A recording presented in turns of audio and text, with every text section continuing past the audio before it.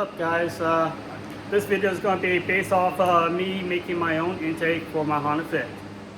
Alright, got rid of the old air box. It's way too small. The inlet was like about that size, and compared to what I'm going to be using, I think a normal intake is between like a 2 and a 2¼ inch piping for a fit like this. I decided to go a little slightly bigger, 2.5 inch aluminum manual bend from off of Amazon. I got a whole like a lot of bends, straights, small angles for $70–80 for a whole kit, and with silicone and these clamps to hold it down, the two. Basically, just to it's easy, cheap. I'm basically like a budget type of build, but show you what's going to be doing, how I'm going to lay it out before I start prepping for wrapping and everything. Alright, the problem is with a Honda Fit, they're tight fits, and you have to cut. I had to cut this out and a little bit on the bottom of this metal right here, just to fit it. And plus, I made a little bracket for the pipe so it don't move around. And also, I made a pipe for the bottom. So I also made a bracket for where it mounts to the fender, and basically kind of helps. I wouldn't say helps this, but it helps the fender from flexing. So I made my own bracket and had a nice air induct from Spectre filter, and it's not just like a normal filter. It has a nice velocity stack style inlet, so it gives the proper air without too much turbulence. So I bought that from off of Amazon. Most of the stuff I bought is basically off of Amazon. Just kind of reference parts here and there, just get where I need to properly fit and everything. So I'm basically going to do as just a bolt-on type of style, but with some modifications to make it fit properly. So I'm going to make the holes for the sensors, and but basically I'll be using this. I possibly drill a hole in there. I have plenty of these, so I'm not too worried about it. So I'll probably drill a hole through this, and I might even try to seal it up, like some type of like gasket sealer kind of thing, and let it harden. I don't know yet. Just I'm going to reference as I can and see how it works. I know it should decently work. I just need it. I don't really need it towards the throttle body as much as I could. I can basically put any area in the way. Mostly, I think just that temperature sensor is probably too close to the throttle body, and possibly gets like pressure from the intake system, from the heat from the inside the engine. So if I keep it away from the engine itself, it's probably best. I can get better intake temperatures and stuff like that, and actually increase my ignition timing and better fuel efficiency though too. Alright, what I'm going to be using to drill a hole through that, I have this vacuum sensor adapter kit from off of Amazon. Basically, it's like a reference as Spectre style kit. So I found this Amazon. It was only like I think $10 or something like that. So I'm going to use parts and pieces just to get it fit properly.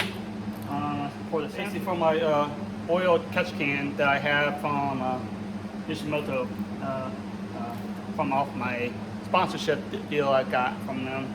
So yeah, if you don't know, I'm sponsored by Nishimoto. It's not very big like offer. It's just get me out there promoting in a way to help them out, to help me out. So.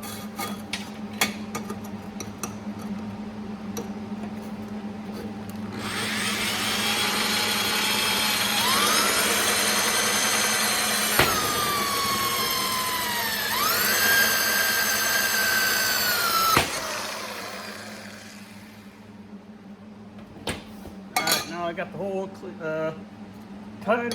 Now I need to get this little tool right here and then clean the edging before I put the grommet on. especially on the inside if you can. Alright, now I found the grommet I need and plus the vacuum adapter I need to put it on. So I'm going to put the grommet on really quick.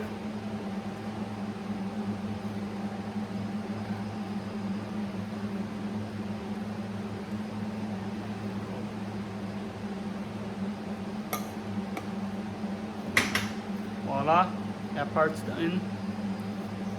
Now I need to put the adapter on, and here's my adapter. It's a 1/2 inch adapter for my catch can. It's going to sit like that in the engine. So it's nice and tight and fits. You can see the inside a little bit naturally. I just need to clean off these edges because it looks like it's really bad. Alright, so now I'm going to cut a hole on an extra silicone 9-degree coupler, just as like a test fit, see if this sensor works on it.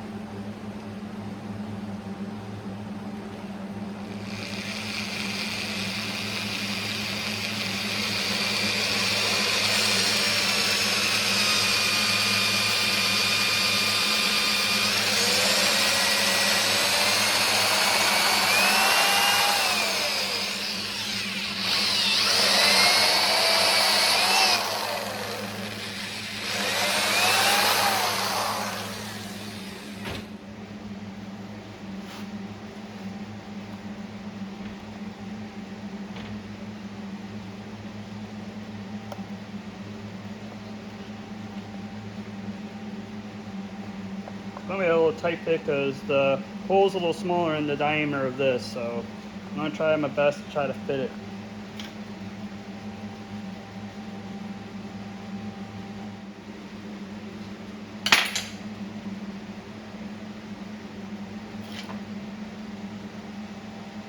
Where's the sensor at? Oh, there it is.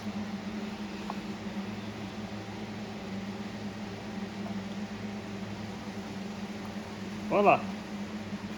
What do you guys think?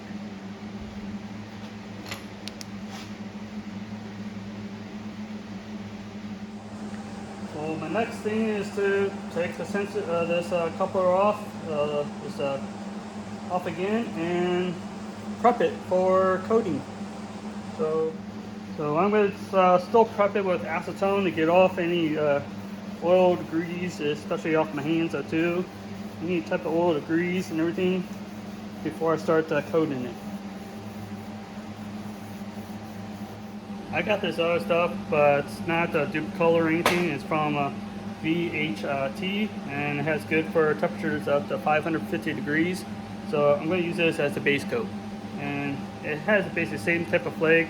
So I'm going to go reference because of the temperature it shows on here. Well, I finally got my intake installed.